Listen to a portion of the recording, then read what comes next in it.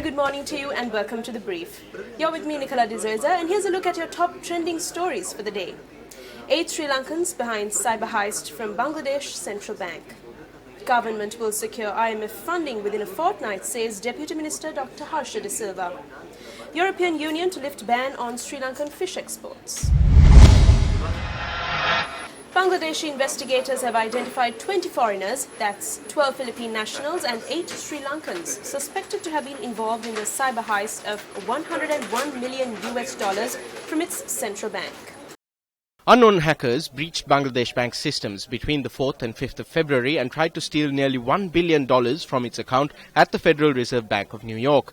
Many of the payments were blocked, but $20 million made its way to the Shalika Foundation account at a bank branch in Bambalapitiya before the transfer was reversed.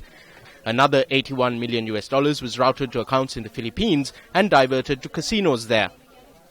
After progress into the investigation was reported to court here in Sri Lanka, directors of the Shalika Foundation, namely Shalika Pereira, Mulin Ranasinghe, Pradeep Rohita, Shantanalaka, Sanjeeva Tissabandara and Shirani Dhammika Fernando were banned from overseas travel.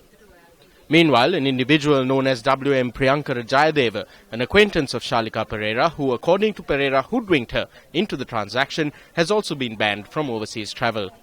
However, the CID reported to court that Jayadeva could not be found at his place of residence. Deputy Minister Dr. Harsha De Silva says the government is hoping to secure funds from the International Monetary Fund within a fortnight. A delegation including the Minister of Finance is currently in Washington to hold talks on this matter. In today's IMF negotiations, IMF doesn't say do this or do that. It is governments who come up with plans that they believe can be implemented.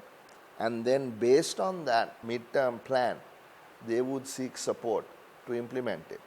And the IMF is a better bet than going into the commercial market to borrow, because IMF will give us the level of confidence that we require.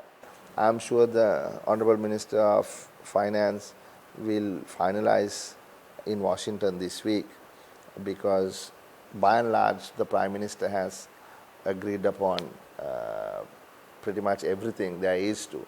It's just, I think, a matter of, crossing the T's and dotting the I's now that is left to do. The 2016 spring meetings of the IMF and the World Bank Group, which commenced on the 10th of this month, concluded in Washington.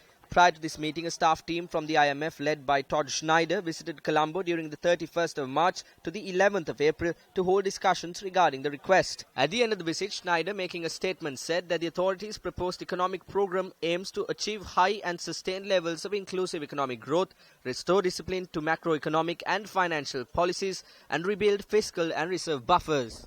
In this context, the mission welcomed the Cabinet's decision to reduce the 2016 fiscal deficit to 5.4% of GDP and advised to move quickly on tax and expenditure policy decisions endorsed by the Cabinet.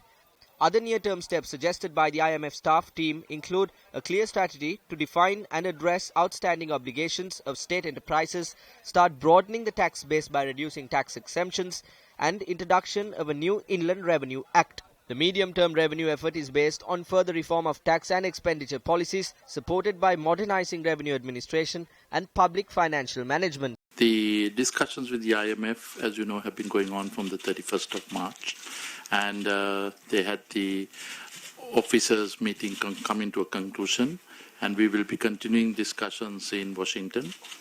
As for the conditions, there's no conditions that is imposed. It's just that financial discipline is what is expected, and I'm sure it is something which, in any case, our new government has been embarking on.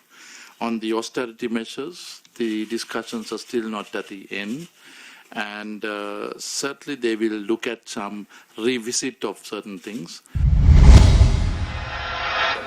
Minister of Fisheries and Aquatic Resource Development Mahinda Amaraweera says he expects a positive response in the coming days with regard to overturning the European Union fisheries import ban on Sri Lanka. The European Union banned fish imports from Sri Lanka about a year ago, citing that the authorities had failed to address the use of illegal fishing methods. Prior to the ban, Sri Lanka was exporting fish worth €77 million per annum to European nations.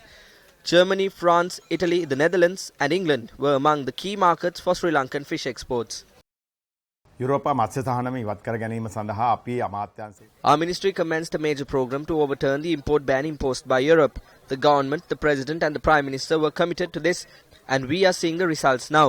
I wish to say that within the coming week, the fisheries communities in the country will hear some good news. බව මම මේ අවස්ථාවේ සඳහන් කරන්න කැමතියි. Well, that's a wrap of the brief for today. Thank you for joining us. For the Newsfirst team, I'm Nicola De Zoiza, reminding you to always stay briefed.